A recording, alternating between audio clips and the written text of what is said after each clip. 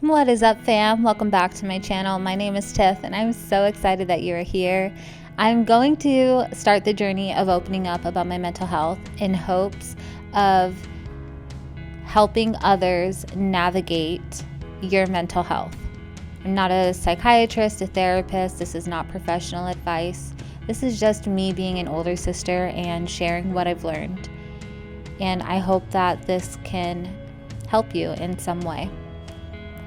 Today I wanted to touch on how depression impacted my routines and my habits.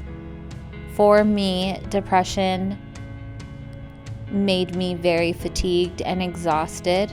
I think that's actually pretty standard. I don't want to overgeneralize, but I think that's a pretty normal symptom of depression. And so the thought of just getting out of bed, this is not being dramatic, that thought was an impossible task. I could easily sleep for 12 hours and wake up exhausted as if I could go right back to sleep.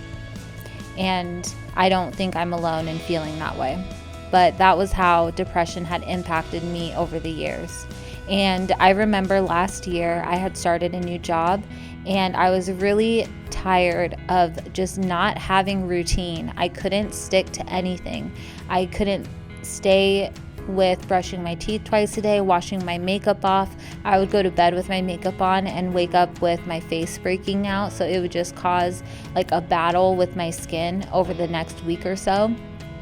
I wasn't washing my bedding regularly. I wasn't washing our pets regularly. Things weren't being done around the house that needed to be done. I was just a mess. I couldn't stick to anything. And I would spend so much time just needing to take a nap or needing to lay down, needing to zone out, watch YouTube, go on TikTok, scroll on Instagram. It was so infuriating to be in my mid to late 20s feeling so lazy, but at the same time feeling like it was impossible for me to even fathom getting up and doing anything. Through therapy, I unpacked a lot of my trauma and I found that I had a lot of unhealthy connections with productivity and with how I viewed myself. I had really low self-esteem, which impacted how I took care of myself and my personal hygiene. It impacted, because of how I felt physically, it impacted how I felt about my environment. I was clinically diagnosed with depression and put on antidepressant medication. And after 9 months of taking the medicine, it has helped tremendously. I've seen my energy levels skyrocket. But aside from the antidepressants, I've learned coping mechanisms and ways to keep myself moving forward and staying productive. And it falls under the category of learning myself. And so that's the tip that I want to share with you today, is to learn yourself. Learn the process of how you enjoy doing things. On my TikTok, I shared a video about how I go through my morning routine. I have to do it a certain way. I will brush my teeth first because I don't want my moisturizer to come off. Then I put on my moisturizer. Then I do my lip balm. I have a whole process because there's a certain way that I like it being done. So that's how I do it. With cleaning the kitchen, there's a certain process that keeps me on track. If I load the dishwasher at night and unload it in the morning, that keeps me moving forward and keeping the kitchen as tidy as possible. Washing my dogs every Thursday.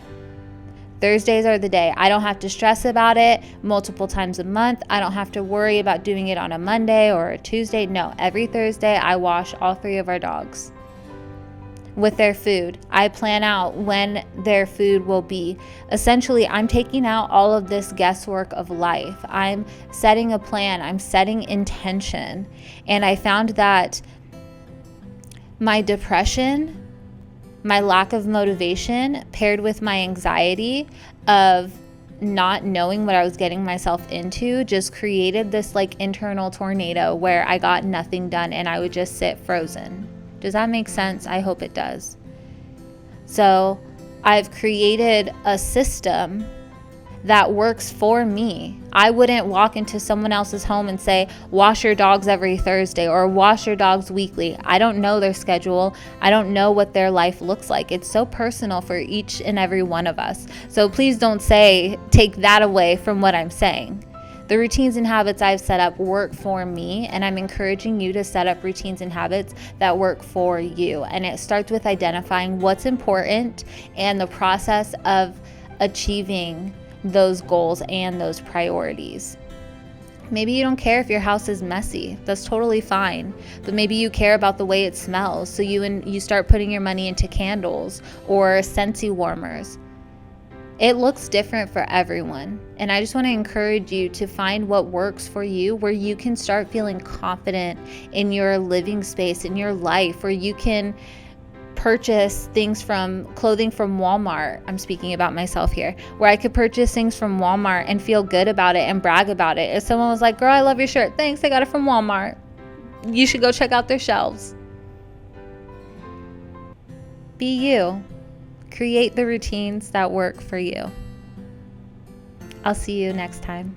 Bye.